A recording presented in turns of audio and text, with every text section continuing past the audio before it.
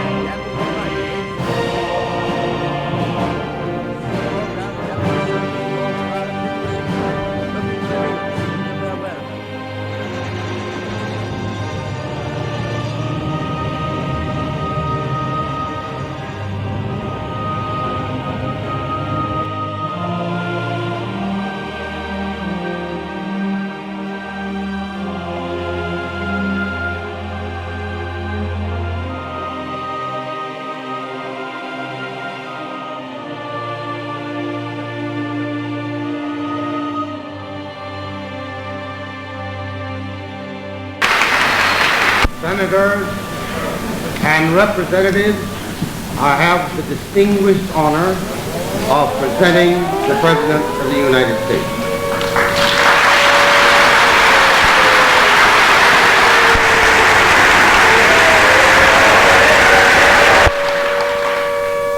Mr. Vice President, Mr. Speaker, members of the Senate, of the House of Representatives, yesterday, December 7th, 1941, a date which will live in infamy, the United States of America was suddenly and deliberately attacked by naval and air forces of the Empire of Japan. The United States was at peace with that nation.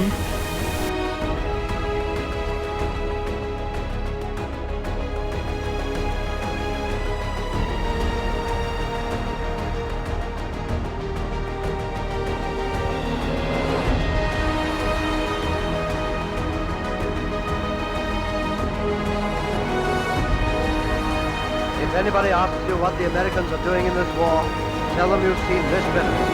U.S. Navy task force in the Southwest Pacific. A Japanese fleet somewhere over the horizon. Japanese...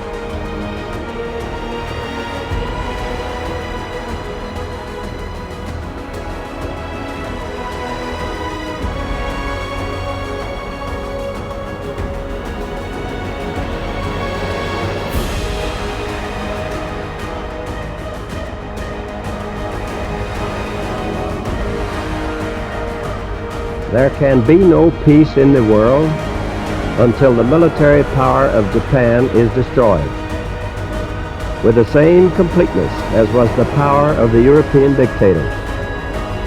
To do that, we are now engaged in the process of deploying millions of our armed forces against Japan in a mass movement of troops and supplies and weapons over 14,000 miles, a military and naval feat unequaled in all history. Substantial portions of Japan's key industrial centers have been leveled to the ground in a series of record incendiary raids. What has already happened to Tokyo will happen to every Japanese city whose industries feed the Japanese war machine. If the Japanese insist on continuing resistance beyond the point of reason, their country will suffer the same destruction as Germany. Our blows will destroy their whole modern industrial plant and organization, which they have built up during the past century and which they are now devoting to a hopeless cause.